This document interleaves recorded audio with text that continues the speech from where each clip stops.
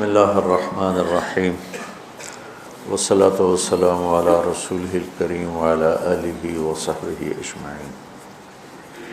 انسان کی عظمت اور بڑائی اس کی صفات کے ساتھ ہے، اس کے مال دولت کے ساتھ نہیں۔ دنیا، پیسہ، دولت، حکومت، یہ چیزیں آدمی کو مالدار تو بنا دیتی ہیں، حاکم بنا دیتی ہیں، بڑا نہیں بناتی۔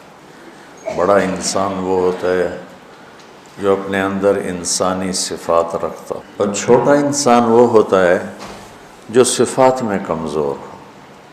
قیامت کے دن جو تولا جائے گا وہ سونا چاندی نہیں تلے گا، اعمال تلیں گے۔ تو ایک انسان اچھا انسان بنے، کہاں سے پتہ چلے گا؟ وہ میرے رب کی اس کتاب سے پتہ چلے گا، اور میرے محبوب صلی اللہ علیہ وسلم کی زندگی، فرمان، سیرت سے پتہ چلے گا کہ ایک مرد عورت کس طرح عظمتوں کی چوٹیوں کو چھو لے، اللہ کو راضی کر لے، دنیا میں اپنے آپ کو سکھ سکون سے رکھے۔ ہمارا علم غلط ہو گیا ہے، ہم نے ہر چیز کو پیسے سے جوڑ دیا ہے کہ بڑے آدمی بنو گے پیسہ بنا لو، بڑے آرام سے رہو گے پیسہ بنا لو، بڑی عزت ہوگی پیسہ بنا لو، بڑی شہرت ہوگی پیسہ بنا لو، بڑی خوشیاں ہوگی پیسہ بنا لو۔ یہ علم کا منبع غلط ہے، پوری دنیا میں یہ علم چھایا ہوا ہے۔ اللہ، اس کا رسول کہتا ہے اس کتاب کے مطابق زندگی بنا لو، مزے ہو جائیں گے، عزت بھی ملے گی، سب کچھ ملے گا۔ حضرت علی رضی اللہ تعالیٰ عنہ کا ارشاد ہے، من اراد عزا بلا عشیرہ وغنى بلا مال وحیبۃ بلا سلطان وجاہۃ بلا اخوہ۔ جو آدمی عزت چاہتا ہو، خاندانی نہیں ہے، غنی بننا چاہتا ہو، پیسہ کوئی نہیں ہے، اپنا روب داب چاہتا ہو، طاقت کوئی نہیں ہے، اپنی وجاہت چاہتا ہو، پیچھے کوئی ووٹر سپورٹر کوئی نہیں، نعرے لگانے والے کوئی نہیں، کیا کرے؟ اور یہ چار چیزیں حدود کے اندر سب کو چاہیے، سب کی مطلوب ہے۔ مجھے عزت بھی چاہیے، اور مجھے کشادگی بھی چاہیے، تنگ دستی سے میرے نبی نے پناہ مانگی۔ مجھے اپنی ہیبت اور وجاہت بھی چاہیے۔ اگر یہ میں شریعت کی حدود کے اندر طلب کرتا ہوں تو اللہ کو بھی پسند ہے، اس سے جب باہر جاتا ہوں تو اللہ کو ناپسند ہے۔ تو حضرت علی نے کیا فرمایا کہ جو یہ چیزیں چاہتا ہے تو ایک کام کرے، فَلْيَخْرُجْ مِنْ ذُلِّ مَعْصِيَةِ اللَّهِ إِلَىٰ عِزِّ طَاعَةِ اللَّهِ، کہ اللہ کی نافرمانی والا راستہ ذلت کا راستہ ہے، وہ چھوڑ دے، اور اللہ کی فرما برداری والا راستہ عزت کا راستہ ہے، وہ اختیار کر لے۔ تو قرآن وہ پیغام ہے جو ہمیں عزت والا راستہ بتاتا ہے، قرآن وہ پیغام ہے جو ہمیں بلندیوں کا راستہ بتاتا ہے، اور قرآن وَهَذَا بَلَاغٌ لِلنَّاسِ، قرآن وہ پیغام ہے جو ہمیں عروج کا راستہ بتاتا ہے، جنت کا راستہ بتاتا ہے، جہنم سے بچنے کے طریقے بتاتا ہے، اللہ اس کے رسول کی بارگاہ میں قیمتی ہونے کا طریقہ بتاتا ہے، لوگوں کے دلوں پہ راج کرنے کا طریقہ بتاتا ہے، چین کی بنسری بجا کے سونے کا راستہ بتاتا ہے، گھروں کی معاشرت کو خوبصورت بنانے کا پوری دنیا میں کسی کے پاس نسخہ نہیں سوائے میرے رب کی اس کتاب کی۔ کتاب انزلناہ الیک لتخرج الناس من الظلمات الی النور۔ اور دکھ درد کی بات یہ ہے کہ امت نے قرآن چھوڑ دیا۔ یا رب ان قوم اتخذوا ھذا القرآن مہجورا۔ ہاوا کے لفظوں جو طاقت ہے، یا اللہ ان کی گود میں پڑا تھا قرآن، ان کی جھولی میں پڑا ہوا تھا قرآن، اور انہوں نے اس سے مہجورا، تارا کو نہیں، متروکا نہیں، مہجورا۔ ہجرت کا کیا مطلب ہوتا ہے؟ چھوڑ کے چلے جانا، پھر لوٹ کے نہ آنا۔ تو متروکا تو ہے ٹھیک ہے، کبھی میں گاؤں میں ہوتا ہوں، کبھی یہاں ہوتا ہوں، یہاں ہوتا ہوں تو گاؤں متروک ہو گیا، وہاں جاتا ہوں تو فیصل آباد متروک ہو گیا، مہجورا، کہ یا اللہ یہ میری وہ امت ہے، ان قوم اتخذوا هذا القرآن مہجورا، انہوں نے میرے قرآن سے ایسے ہجرت کی جیسے لوگ وطن چھوڑ کے دوسرے وطن جا کے ہجرت کر کے بیٹھ جاتے، تب اچھائی کہاں سے ملے گی، اچھا انسان کہاں سے بنے گا؟ تو اللہ کا شکر ہے اس مہینے میں امت قرآن سنتی ہے، پڑھتی ہے، تو سارے قرآن کا اور 1 گھنٹے میں 25-26 دن میں اس کو تو احاطہ نہیں کیا جا سکتا، تو جو اس میں آیات میری سمجھ میں آتی ہیں کہ یہ بیان کر دی جائیں تو وہ میں لے کے آپ کے خدمت میں پیش کر دیتا ہوں۔ 2 دن پہلے میں نے گھر کی زندگی پر خاوند اور بیوی کے رشتے کی بات کی تھی، ہن لباس لکم وانتم لباس لہن، کہ تمہاری بیوی تیرا لباس ہے، اور اللہ بیویوں سے کہہ رہا ہے کہ تمہارے خاوند تمہارا لباس ہے۔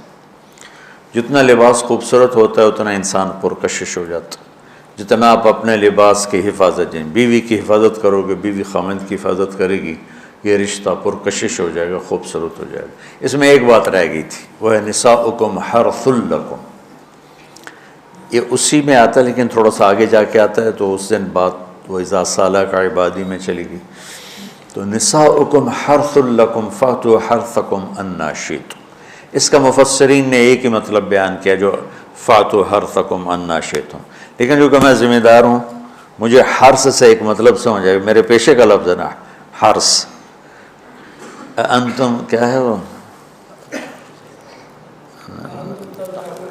تحرثون بھی کہیں ہے، افرأیتم ما تحرثون، افرأیتم ما تحرثون، تو فاتوا حرث، آپ تمام تصویریں دیکھو جو میں بیان کرنے لگا ہوں، میرا دعویٰ نہیں تو میں نے تو ساری دیکھی نہیں، لیکن مجھے نہیں لگتا کسی کا ذہن اس طرف گیا ہوگا، ہو سکتا گیا ہو کو میں اپنے علم کے دعوے، تو میں تو ویسے ہی طالب علم ہوں۔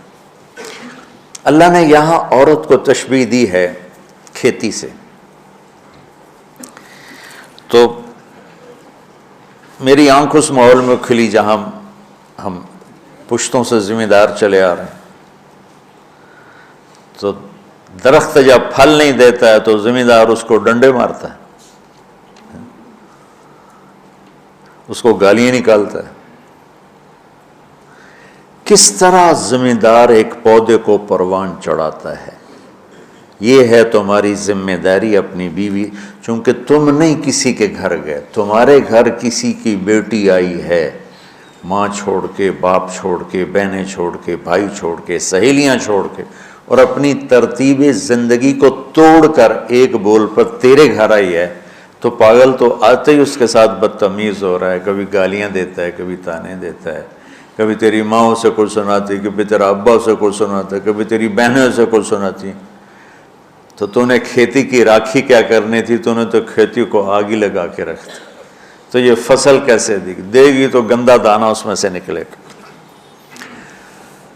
تو عورت کو اللہ تعالیٰ نے زمین سے تشبیہ تھی، اور اس سے آنے والی اولاد کو کھیتی سے اللہ تعالیٰ نے تشبیہ تھی، اور زمین سے کھیتی لینے کا ایک طریقہ ہے، ہل چلتا ہے، زمین نرم کی جاتی ہے، پانی لگتا ہے، پھر اسے اور نرم کیا جاتا ہے، پھر جڑی بوٹیوں کو صاف کیا جاتا ہے، اسے تیار کیا جاتا ہے، پھر اس میں دوبارہ ہل چلا کے بیج لگایا جاتا ہے، پھر اس بیج کی راکھی کی جاتی ہے، حفاظت کی جاتی ہے، جب وہ پانی مانگتا ہے پانی دیتے ہیں، چاہے رات کے 12 بجے بھی پانی کی ضرورت ہے، وہ پانی پہنچ رہا ہوتا ہے، وہ کھاد مانگتا ہے کھاد دیتے ہیں، وہ گوڈی مانگتا ہے گوڈی دیتے ہیں، پھر اس میں گندی جھاڑیاں پیدا ہوتی ہیں تو ہم الگ مزدور لگا کر ان گندی جھاڑیوں کو نکالتے ہیں، اور اب سپرے آ گئے ہیں کہ سپرے کرو تو صرف وہ گندی جو بوٹیاں ہیں وہ مر جاتی ہیں، فصل کو کچھ نہیں ہوتا۔ میں آپ کے سامنے ایک نقشہ بیان کر رہا ہوں کہ اللہ تعالیٰ یہاں خاوند اور بیوی کی زندگی کو کس خوبصورت انداز میں بیان فرما رہا ہے۔ اعلیٰ فصل لینے کے لیے یہ سب کچھ کرنا پڑتا ہے، ذمہ داروں کے پاس عام طور پہ پیسہ نہیں ہوتا تو وہ جاتے ہیں جی کھاد چاہیے دی، وہ کہتے 500 روپے ود لواں گے، وہ کہتا جی لے لو کھاد دے دو میری فصل مردی پہ، تو پھر اسے سپرے کرنا ہوتا ہے تو اس کے پاس پیسے نہیں ہوتے، پھر وہ سپرے والے کے پاس جائے، یہ نہیں کہتا پیسے کو نہیں دفع کرو آپ پہ ہوندی تو ہوئے نہیں ہوندی تو نہ ہوئے، ایسا پاگل کوئی ذمہ، چاہے 1 ایکڑ کا ہو چاہے 100 ایکڑ کا ہو، پھر وہ کہتا ہے جی کھاد چاہیے دیے یوریا، وہ کہتا وہ سپرے کی دوا چاہیے، وہ ڈبے دے پیچھے 200 روپے زیادہ لواں گا، اچھا جی لے لے جی چلے کپا آ جاندی میں دے دیواں گا، وہ ادھار پہ مہنگا سامان اٹھاتا ہے اور اس کی ضرورت کو پورا کرتا ہے، وہ گندم کو یہ نہیں کہتا، کپاس کو یہی نہیں کہتا میرے کو پیسے کوئی نہیں، میں نہ تینوں پانی لا سکنا، نہ کھاد دے سکنا، نہ سپرے کر سکنا، تو پھر مکھیاں ہی مارے گا، روٹی تو کوئی نہیں لبنی۔ عورت کی زمین میں محبت کا حل چلاؤ، اپنے رات کے آنسوؤں سے اس کو پانی لگاؤ، اپنے اخلاق کے ذریعے سے اس میں بیج ڈالو، پھر اس کو عزت دے کر احترام دے کر اس فصل کی آبیاری کرو، اس کو اوپر چڑھاؤ۔ اس میں جو گندی جھاڑیاں ہو گئی، کبھی یہ ادھر سے گندا آئے گا، کبھی ادھر سے گندگی آئے گی، کبھی ساس کی طرف سے، کبھی سسر کی طرف سے، کبھی بہنوں کی طرف سے، کبھی لڑکی کے ماں باپ کی طرف۔ بعض لڑکی کے ماں باپ ایسے بے وقوف ہوتے ہیں کہ اپنی بیٹیوں کا گھر اجاڑ دیتے ہیں، شادی کرنے کے بعد بھی بیٹی کو اپنے حکم پر چلانے کی کوشش کرتے ہیں، تو خاوند کہاں برداشت کرتا ہے؟ شادی کے بعد بیوی پر ماں کا حق نہیں ہے، باپ کا حق نہیں ہونے کا مطلب ہے کہ پہلے اب خاوند کا حق ہے، پھر ماں باپ کا حق ہے۔ ماں کچھ کہے، خاوند کچھ کہے تو اسے خاوند کی اطاعت کرنی ہے، ماں کی نہیں، ماں کی نہیں۔ لیکن کچھ والدین ایسے ہیں جو اپنے بیٹیوں کو برباد کر دیتے ہیں، پیچھے سے ڈوریں ہلا ہلا ہلا، ایسے کیسز چھوڑے ہیں۔ زیادہ جو مسئلہ ہے وہ سسرالی مسئلہ ہے، تو اس میں وہ جو گندی جھاڑیاں پیدا ہوتی ہیں نا، ان کو وہ سلیقے سے نکالتا رہے نکالتا رہے نکالتا رہے نکالتا رہے اور اس کی حفاظت کرتا رہے۔ یہ جو آموں کا باغ لگتا ہے نا تو چھوٹا ہوتا ہے، جب سردیاں آتی ہیں تو اس کو ہم کور کر دیتے ہیں، سارے پہلے اس کے اوپر چونے کا سپرے کرتے ہیں، چونے کا، کہ اس کے پتوں کے اوپر ایک تہ جم جائے، اور اس کے تنے پر بھی چونا لگاتے ہیں تاکہ ٹھنڈک اندر نہ جائے، پھر اس کو یوں کور کر دیتے ہیں کہ اندر سردی نہ جائے۔ اتنی حفاظت ایک چھوٹے سے پودے کی جاتی ہے، تب جا کر وہ پروان چڑھتا ہے۔ اور سب سے بڑا پودا انسان ہے، اور سب سے قیمتی دھرتی ماں ہے، اور سب سے قیمتی رشتہ خاوند اور بیوی ہے۔ اور آج کے خاوند بیوی کو ماں کی گالیاں نکال رہے، بہنوں کی گالیاں نکال رہے، جیسے وہ خرید کے کسی لونڈی کو خرید کے لیں، کسی کی بیٹی ہے تو کھیتی، تم لوگ دورے والے اب جا رہے ہو، تمہاری شادیاں ہو گئیں، تو اللہ کے واسطے بچوں بدتمیز نہ بننا اپنی بیویوں کے ساتھ، یاد رکھنا میری باتوں کو۔ وہ جو گیت تم نے سنا نہیں میری عمر بھر کا ریاض تھا، میرے درد کی تھی وہ داستاں جسے تم ہنسی میں اڑا گئے۔ کہیں ایسا نہ کر دینا میری باتوں کو۔ اگر اپنی زندگی کو خوبصورت دیکھنا چاہتے ہو، عالی شان دیکھنا چاہتے ہو، اپنے اخلاق اچھے کر لو۔ چونکہ بیوی کی بات ہو رہی، ورنہ ہر رشتے میں اسی کی ضرورت۔ ماں کا رشتہ ہے، محبت دینی پڑے گی، باپ کا رشتہ ہے، محبت دینی پڑے گی، بہنوں کا رشتہ ہے، بھائیوں کا رشتہ ہے، اولاد کا رشتہ ہے۔ اگر اولاد پر ہی ڈنڈے برساؤ گے تو تم سے متنفر ہو جائیں گے۔ میرے نبی نے کبھی یوں اپنے نواسوں کو ٹچ بھی نہیں کیا تھا، ایسے بھی نہیں کیا تھا، روزانہ جا کے ان کو ملتے، سینے سے لگاتے، اپنی نسبتوں کو منتقل کیا حسنین کی طرف، واعظ نصیحت نہیں کی۔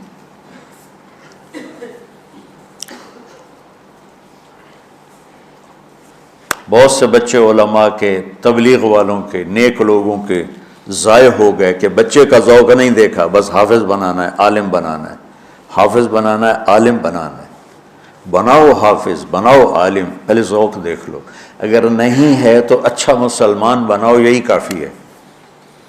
اگر زبردستی چلایا تو وہ بچہ نہ دین کا رہے گا، نہ دنیا کا رہے گا، نہ مدرسے کا رہے گا، نہ تبلیغ کا رہے گا۔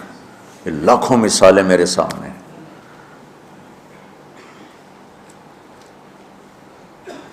تو اولاد پر بھی جبر کرو گے تو باغی ہو جائیں گے۔ ایک ہمارے ساتھی نے اپنے بیٹے کو حافظ بنایا، وہی تبلیغی زور، بچے کو تمنا نہیں ہے، انہیں بنایا۔ جب اس سر نکل آیا اس کا اور اس کی شادی ہونے لگی تو اس کے والد نے کارڈ چھپایا، حافظ فلاں فلاں، انہیں سارے کارڈ جلا دی، جلانے کا مطلب ہے پھینکوا دیا، کہ نئے سرے سے کارڈ چھپاؤ اور حافظ کا نام کٹاؤ، حافظ کا نام کٹا کے میرے کارڈ چھپاؤ۔ یہی فیصل آباد کا واقعہ ہے۔ تو تمہارے ساتھ عالم کا لفظ لگا ہوا، تم کہو گے میری اولاد بھی عالم ہو، 6 مہینے کی اولاد، اس کے سر پہ بڑی ساری ٹوپی ہوئے، جی چاہے تو اس سے داڑھی بھی کاٹ لو ہوتی تسی۔ تو اتنے بچوں کے سر پہ ٹوپیاں چڑھائی ہوتی ہیں، ان کی فطرت کی زندگی، ان کو کھیلنے دو، انہیں ٹائم دو، انہیں دیکھو یہ کدھر موڑ رہے ہیں، جس طرف ان کا دھارا جا رہا ہے۔ صرف عالم بننے والا ہی مسلمان ہوتا ہے، صرف حافظ بننے والا ہی مسلمان ہے، اور کوئی مسلمان ہے ہی نہیں۔ اللہ نے ہمیں جو دعا سکھائی ہے، رب ہب لی من الصالح، رب ہب لی من العلماء تو نہیں کہا، رب ہب لی من الحفاظ بھی نہیں کہا، من الصالحین۔ نیک ہونا ضروری ہے، عالم ہونا ہو گیا تو ٹھیک ہے، نصیب کی بات ہے، بہت اعلیٰ چیز، حافظ بن گیا بہت اعلیٰ چیز، لیکن زبردستی کراؤ گے پچھتاؤ گے۔ زندگی کے تمام شعبوں کو زندہ کرنا۔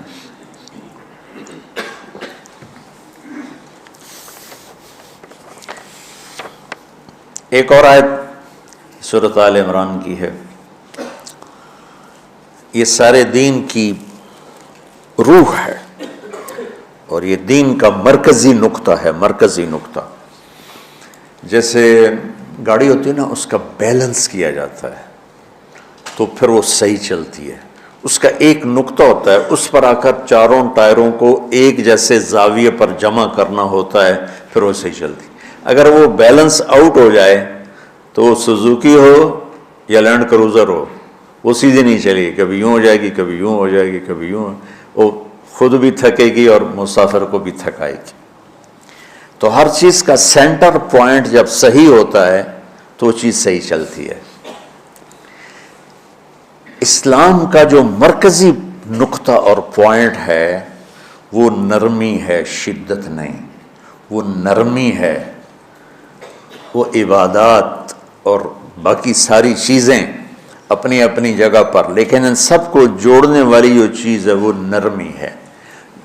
یہ میں نے کہاں سے لیا؟ میں ایک دفعہ جا رہا تھا پاناما، تو سورہ کہف کو دیکھ کے پڑھ رہا تھا، ویسے مجھے یاد ہے میں دیکھ کے پڑھ رہا تھا۔ تو جب میں وَلْيَتَلَطَّفْ پر پہنچا تو حاشیے میں لکھا تھا نصف القرآن۔ تو میں ایسی تھوڑی دیر سوچ میں پڑا کہ یہ اللہ تو قادر ہے، یہاں کوئی لفظ لا سکتے تھے اللہ تعالیٰ، یہ کیوں لائے وَلْيَتَلَطَّفْ؟ حد سے زیادہ نرمی کا معاملہ کرنا۔ وہ جو روٹی لینے میں گیا ترکی میں، ترسوس ایک جگہ ہے جہاں اردن والے بھی دعویٰ کرتے ہیں کہ یہاں تھے اصحاب کہف، میں نے وہ بھی دیکھا ہے، اور ترکی والے بھی کہتے ہیں میں نے وہ بھی دیکھا ہے۔ تو ترکی والا قرآن کی تعبیر سے زیادہ جوڑ کھاتا ہے، اردن والا جوڑ نہیں کھاتا ہے۔ تو اس کا وَلْيَتَلَطَّفْ، اے بھائی کوئی بھاؤتاؤ کے چکر میں نہ پڑنا، بڑی نرمی سے پیار محبت سے بس روٹی لے کے آجا، بھوک لگی۔ اور صیغہ مبالغے کا ہے، تلطف، تفاعل، مبالغہ اور تکلف۔ تو تمہارے اندر اگر سختی ہے پھر بھی تم با تکلف نرمی کرو، تمہارے اندر شدت ہے پھر بھی اپنے اوپر نرمی طاری کرو۔ تو یہاں سے مجھے یہ بات سمجھ میں آئی کہ پوری شریعت کا سینٹر پوائنٹ قرآن ہے، اور قرآن کا سینٹر پوائنٹ نرمی ہے، وَلْيَتَلَطَّفْ۔ اب ہمارے ڈانٹ ڈپٹ کو بزرگی سمجھا جاتا، ڈانٹ ڈپٹ کو تربیت سمجھا جاتا، استاد شاگرد کو ڈانٹ رہے ہیں، پیر مریدوں کو ڈانٹ رہے ہیں، امیر مامور کو ڈانٹ رہے ہیں، والدین اولاد کو ڈانٹ رہے ہیں، اور میرا اللہ کہہ رہا ہے نرمی.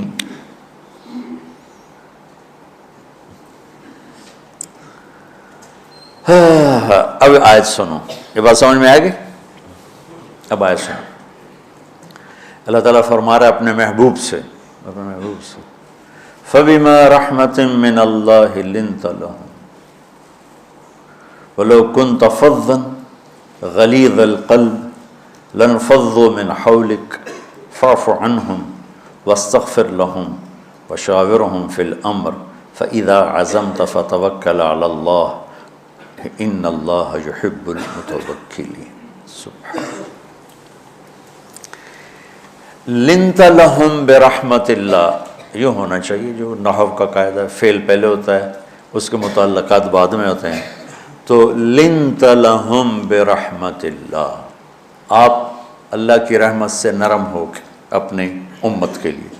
لیکن اللہ تعالیٰ نے فبما، اللہ نے اپنے نبی پر جتنے احسان قرآن میں بتلائے ہیں، الم یجد کا یتیما فآویٰ ووجدک ضالا فہدیٰ ووجدک عائلا فاغنیٰ الم نشرح لک صدرک ووضعنا عنک وزرک الذی انقض ظہرک ورفعنا لک ذکرک انا اعطیناک الکوثر هو الذی ایدک بنصرہ وبالمؤمنین. اب قرآن میں دیکھو وکان فضل اللہ علیک کبیرا، اللہ نے قرآن میں اپنے نبی پر جو احسان کیے وہ بتائے اور جتلائے کہ ہم نے آپ کے ساتھ یہ کیا، یہ کیا، یہ کیا، یہ کیا.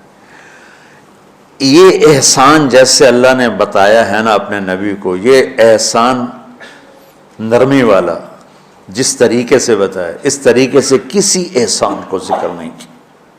فَبِمَا، میرے ہاتھوں کو دیکھو، ہم جب کہتے ہیں بہت بڑا، اس سے آگے تو ہمارے ہاتھ نہیں جاتے نا. تو میرا ایک بھتیجا تھا تو دیر سے بولا، جب وہ گاڑی پہ ہوتا تو ہم کہتے کس چیز پر آئے ہو، تو وہ یوں کرتا، اور جب وہ بس پہ آتا تو کہتا ایسے ایسے کرتا، ایسے کہ بھئی بس بڑی ہوتی ہے نا تو اس کا یوں اشارہ کرتا، اور گاڑی چھوٹی تو اس کا یوں اشارہ کرتا. تو فبما،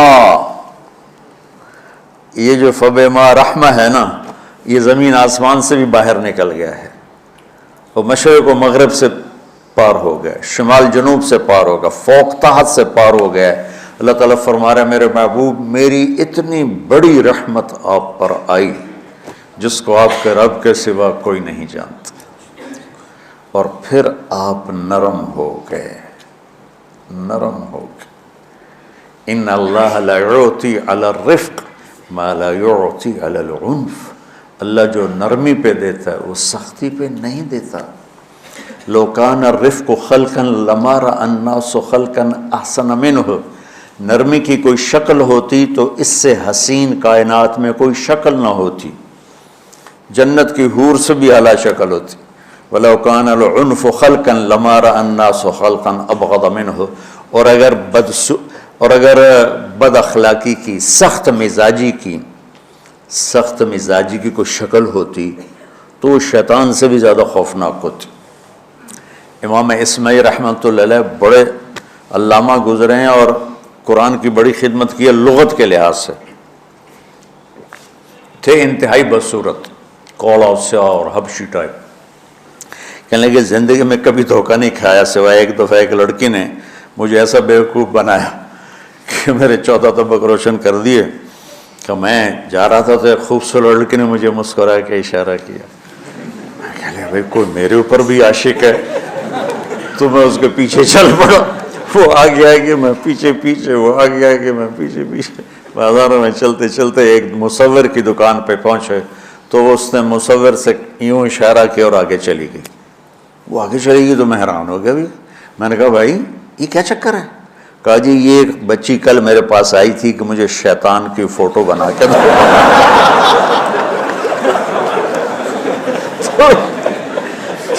تو میں نے اس سے کہا بیٹی میں نے تو شیطان دیکھا نہیں، تو مجھے دکھا تو میں اس کا فوٹو بناؤں.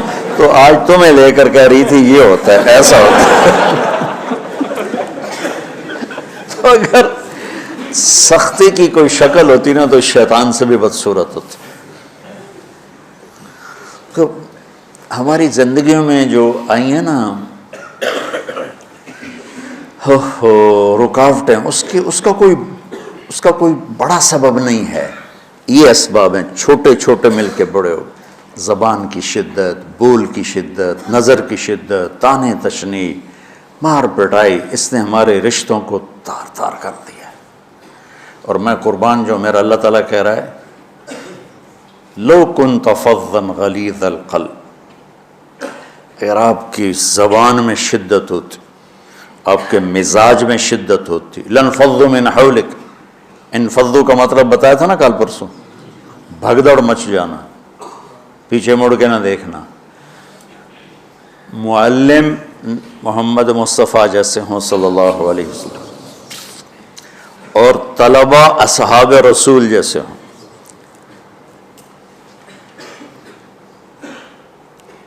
محمد الرسول اللہ، سورہ فتح اللہ نے یوں ایک آیت، محمد الرسول اللہ والذین معہ. یہاں محمد اللہ کے رسول ہیں، یہ دعویٰ ہے، کہ یہ میرے رسول ہیں. تو پوچھنے والا پوچھتا ہے کہ اس کی دلیل کیا ہے؟ تو اللہ کہتا ہے اس کے ساتھیوں کو دیکھ لو، ایسے ساتھی صرف نبی کے ہوتے ہیں اور کسی کے نہیں ہوتے. والذین معہ، معیت بہت بڑا شرف ہے. اور وہ کیسے ہیں؟ اشداء علی الکفار ہیں، رحماء بینہم ہیں. وہ کیسے ہیں؟ تراہم رکعا سجدا، کوئی سجدوں میں گڑ گڑا رہا، کوئی رکوع میں گڑ گڑا رہا. اور اخلاص ایک باریک چیز ہے جس کو موت سے پہلے ہم دعویٰ نہیں کر سکتے کہ میں جو کچھ کر رہا ہوں اخلاص سے کر رہا ہوں. لیکن وہ اتنے اللہ کے قریب ہوئے کہ اللہ نے ان کے اخلاص کی خود گواہی دی. یبتغون فضلا من اللہ ورضوانا. میں صرف قرآن سے صحابہ کو بتا رہا ہوں. تتجافى جنوبهم عن المضاجع يدعون ربهم خوفا وطمعا. میرے نبی کے ساتھ چلنے والے صحابہ کیسے ہیں؟ راتوں کو اٹھ اٹھ کے روتے ہیں، بستروں سے جدا رہتے ہیں. کیسے ہیں؟ كانوا قليلا من الليل ما يهجعون، رات کو بہت تھوڑا سوتے ہیں. وبالاسحار هم يستغفرون، اور پھر سحری کے وقت توبہ استغفار کرتے ہیں. یہ کیسے ہیں؟ یؤثرون علی انفسهم ولو کان بهم خصاصہ، خود بھوکے رہ کر یہ اوروں کو کھانا کھلاتے ہیں. یہ کیسے ہیں؟ لقد رضی اللہ عن المؤمنین اذ یبایعونک تحت الشجرہ فعلم ما فی قلوبہم. یہ کیسے ہیں؟ یہ قرآن صرف بتا رہا ہے کہ صحابہ. آخری بات درجہ بندی کی، لا یستوی منکم من انفق من قبل الفتح وقاتل. میرے محبوب آپ کے صحابہ کی دو ہیں جماعتیں، ایک وہ ہیں جو فتح مکہ سے پہلے ایمان لائے، اور ایک وہ ہیں جو فتح مکہ اور اس سے آخر تک ایمان لائے. یہ جو بعد والے ہیں نا، یہ پہلے والوں کے برابر نہیں ہو سکتے. اللہ نے فرق مراتب رکھا ہے. لیکن ایک وعدہ میرا آپ کے ساتھ ہے، کیا وہ کیا ہے؟ کلن وعد اللہ الحسنى. میرا وعدہ ہے آپ کے ہر صحابی کو جنت دوں گا، ہر صحابی کو جنت دوں گا. اور یہ پہلی جماعت ہے جن کی حمایت میں قرآن اترتا تھا. اور ایک عجیب ہے کہ ایک لفظ قرآن کا، ایک لفظ، ایک آیت اتری، لا يستوي القاعدون من المؤمنین والمجاہدون فی سبیل اللہ. یہ آیت ایسے اتری جیسے میں نے پڑھا ہے کہ اللہ کے راستے میں جہاد کرنے والے اور گھر بیٹھنے والے برابر نہیں ہو سکتے. ٹھیک. عبداللہ بن ام مکتوم نابینا صحابی ہیں. انہوں نے جب آیت سنی کہا یا اللہ یہ کیا کیا؟ وہ میں انا محتاج، میں کتوں جا کے جہاد کرنا ہے، میرے لیے تو گنجائش دے. سبحان اللہ، یہ کیسے لوگ تھے؟ جبریل دوڑے آئے اور وہی کیا لائے؟ ایک لفظ، صرف ایک لفظ کہ یا رسول اللہ فرما رہے ہیں کہ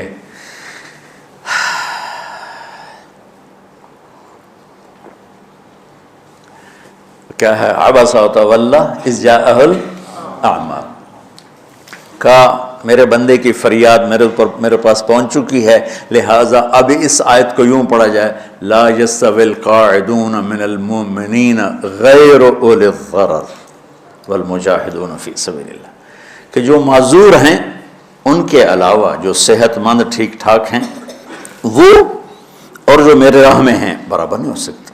تو عبداللہ بن ام مکتوم کی فریاد پر قرآن کا ایک لفظ ہے، اور خولہ کی فریاد پر آیات بارش کے قطروں کی طرح، قد سمع اللہ قول التی تجادلک فی زوجها وتشتکی الی اللہ واللہ یسمع تحاورکما ان اللہ سمیع بصیر الذین یظاہرون منکم من نسائهم ما ہن امہاتهم ان امہاتهم الا اللہ ولدنهم وانہم لیقولون منکرا من القول وزورا۔ یہ پھر آگے بھی چلتی ہیں۔ ایک دیہاتی عورت کی فریاد نے عرش ہلا دیا اور قرآن اترا۔ یہ لوگ تھوڑا اور سنا دو تاکہ آپ کو خولہ کا پتہ چلے، خولہ کیا چیز ہے۔ انصاری عورت ہے، ہاں مالک کی ایک عورت ہے، خامن نے غصے میں طلاق دے دی، طلاق تھی زہار، تو میرے لیے میری ماں کی طرح ہے۔ اس طلاق کے بعد رجوع ہو ہی نہیں سکتا تھا۔ 3 طلاق میں تو رجوع ہو جاتا نا، کہ کسی اور جگہ شادی ہو جائے، وہاں سے طلاق ہو جائے، واپسی ہو، لیکن اس میں رجوع ایسا ہی ہے شیخ، ایسا ہی ہے نا، اس میں دوبارہ اگر اس کی شادی ہو جائے اور پھر وہاں سے وہ فارغ ہو کر اس سے شادی نہیں ہو سکتی، یہ اس زمانے کا رواج تھا۔ اب یہ ان کی عمر گزر گئی تھی، جو بھاگی بھاگی اللہ کے نبی کے پاس ہے، یا رسول اللہ میرے خامن اوس بن مالک نے زہار کر دیا، اوس بن صامت نے مجھ سے زہار کر دیا، تو کیا فتویٰ ہے؟ آپ نے کہا حرمتی علیہ، بیٹی تو حرام ہو گئی۔ بولیں گے یا رسول اللہ اکل مالی وافنا شبابی، جوانی میری ڈھل گئی، مال میرا کھا گیا، وہ تو میں کہاں جا کے بیٹھوں، ماں باپ میرے نہیں ہیں۔ آپ نے کہا حرمتی علیہ، تو اس پہ حرام ہو گیا۔ پھر اس نے کہا یا رسول اللہ میرا کیا بنے گا؟ تو آپ چپ ہو گئے، جب وہ مانتی نہیں تو کیا کرو، آپ چپ ہو گئے۔ حضرت عائشہ رضی اللہ عنہا آپ کو کنگھی کر رہی تھی، جب اس نے دیکھا اللہ کے نبی نے جواب دینا چھوڑ دیا ہے، کہا چلے ٹھیک ہے میں اپنے رب سے بات کرتی ہوں۔ اس نے وہیں بیٹھے بیٹھے ہاتھ اٹھایا، اے اللہ ان لی منہ صبیۃ صغار، اے میرے رب میرے چھوٹے چھوٹے بچے، ان ضممتہم الی فجعوا وان ضممتم الیہ فضاعوا، میرے رب میرے چھوٹے چھوٹے بچے، عمر میری ڈھل گئی، میری دوسری شادی نہیں ہو سکتی، ان بچوں کو میں اپنے پاس رکھوں تو ان کو روٹی کہاں سے کھلاؤں، یہ بھوکے مریں گے، خامند کے پاس چھوڑ کے چلے جاؤں تو وہ بھی کمزور ہو چکا ہے، یہ ان کی تربیت کون کرے گا، یہ تو برباد ہو جائیں گے۔ اب اس کی دعا سنو، یا اللہ اپنے نبی کی زبان پر میرے حق میں فیصلہ دے۔ یہ نہیں کہا کہ تو اپنی شریعت کا فیصلہ سنا، کہ اللہ میرے حق میں دینا ہے فیصلہ، اور اللہ تعالیٰ کا قرآن آ گیا، ہاں خولا ہم نے اپنے رحمت کے طفیل تیرے حق میں فیصلہ دے دیا۔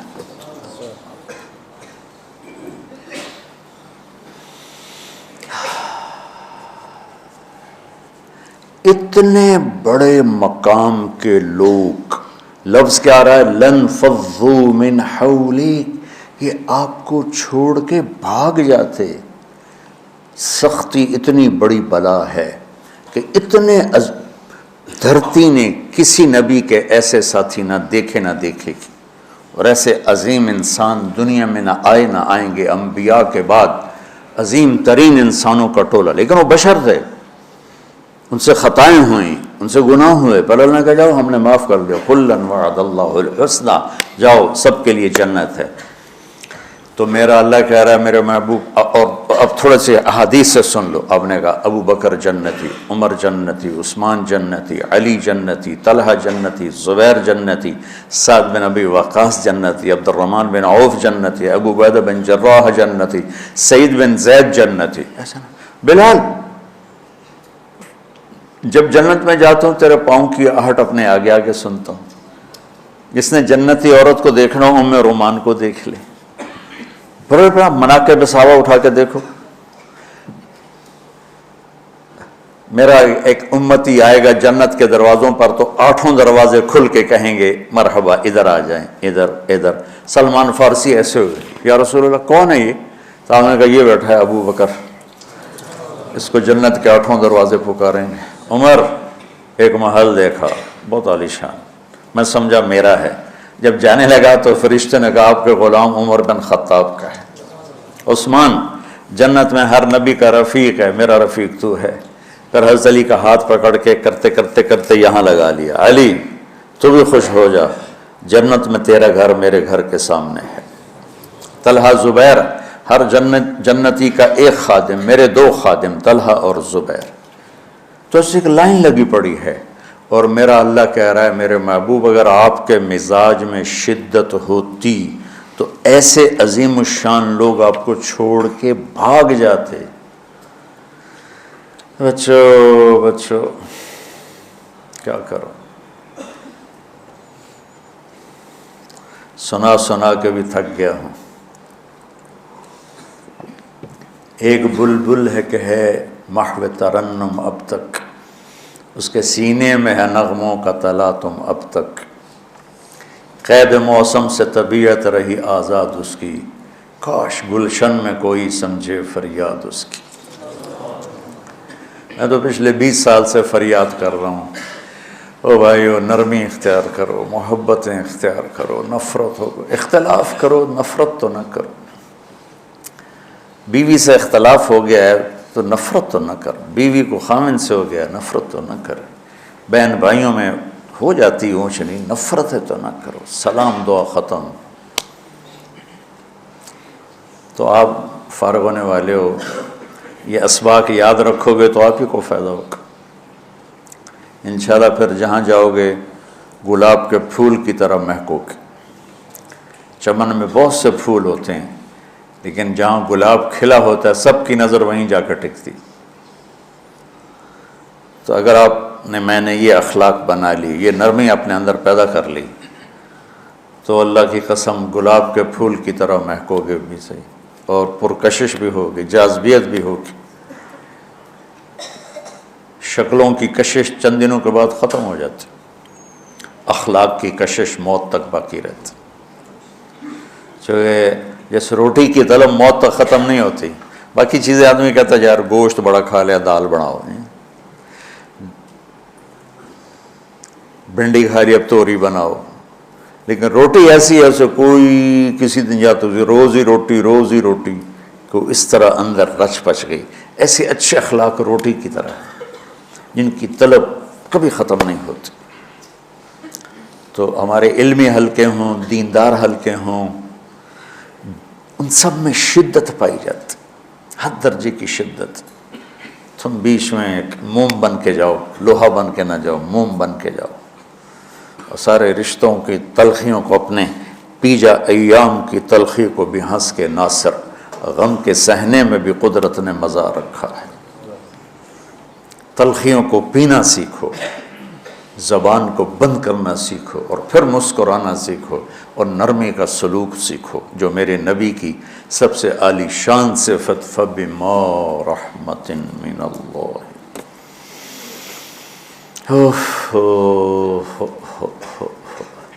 یہ واقعہ پتہ کب کا ہے؟ جب احد کی لڑائی میں شکست ہو گئی نا، تو کافی سارے صحابہ میدان چھوڑ کے دوڑ گئے۔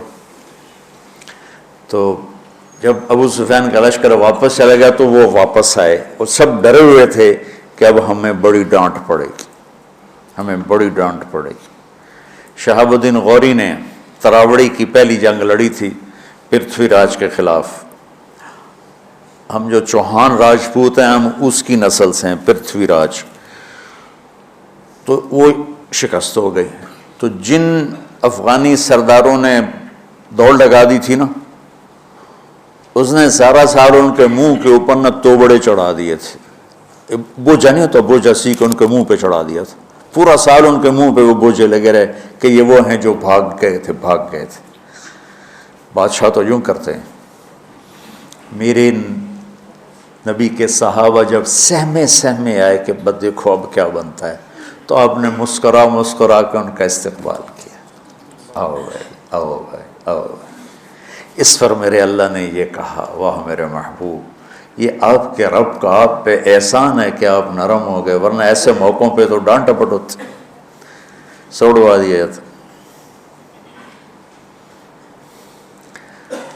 استنبول کا قلعہ فتح نہیں ہو رہا تھا، سلطان محمد فاتح 21 برس کی عمر، تو اس نے سپہ سالار کو بھرے مجمع میں کوڑوں سے اس کی پٹائی شروع کر دی اور اس کو ہٹا کے دوسرے کو لگا دیا۔ اور میرے نبی کہہ رہے ہیں آؤ بھائی آؤ بھائی آؤ۔ اوپر اللہ کی محبت دیکھو، اللہ تعالیٰ کہہ رہا ہے میرے نبی معاف کر دیں، پہلے ہی آپ نے معاف کر دیا، پر میں بھی سفارش کرتا ہوں آپ ان کو معاف کر دیں۔ اور آگے کہتے ہیں وَاسْتَغْفِرْ لَهُمْ، اور آپ مجھے بھی کہیں کہ میں بھی معاف کر دوں۔ کیا لوگ تھے، کیا لوگ تھے کہ جن کے بارے میں اللہ کہہ رہا ہوگا مجھے کہو میں ان کو معاف کر دوں۔ سبحان، ایسے عظیم لوگ بھی شدت برداشت نہ کر پاتے۔ بھائیو میری فریاد سمجھو اللہ کے واسطے، نرمی اختیار کرو، نرمی اختیار کرو، نرمی اختیار کرو۔ سختی کے بغیر جی کام نہیں چلتا ہے، ارے یہ بکواس ہے، تمہارے نفس کی شرارت ہے۔ میرے نبی فرما رہے ہیں نرمی پہ جو اللہ کرتا ہے وہ سختی پہ نہیں کرتا ہے۔ ٹھیک ہے، سر ساتھ نہیں دے رہا درد کی وجہ سے، اسی میں ہی برکت سمجھ لو۔ سبحانک اللہم و بحمدک، اشہد ان لا الہ الا انت، استغفرک و اتوب الیک۔ اللہم انا نسألک من خیر ما تعلم ونعوذ بک من شر ما تعلم ونستغفرک لما تعلم انک علام الغیوب برحمتک۔